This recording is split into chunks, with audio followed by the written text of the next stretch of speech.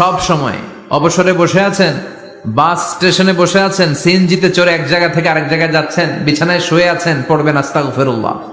কি পড়বেন? প্রাণ খুলে মন থেকে আওয়াজ করে সবাই পড়েন আস্তাগফিরুল্লাহ।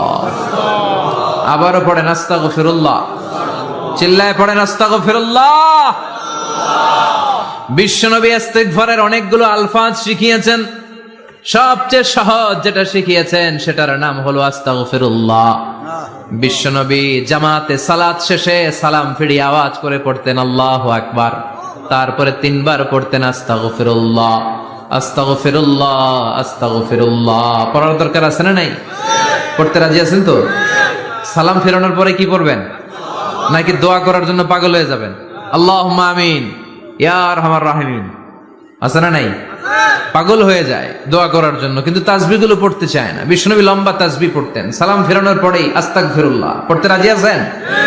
আবার বিশ্বনবী বললেন, যে ব্যক্তি পড়বে আস্তাগফিরুল্লাহ আল্লাযী লা ইলাহা ইল্লা হুয়াল হাইয়ুল কাইয়্যুম ওয়া আতুবু ইলাইহি, যুদ্ধের ময়দান থেকে যদি কেউ পালিয়ে যায় তার কোনো মাফ নাই।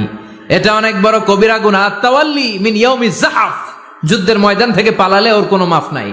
বিশ্বনবী বলেন, যুদ্ধের ময়দান থেকে পালিয়ে এসেছে কোন মুসলিম সৈনিক, সে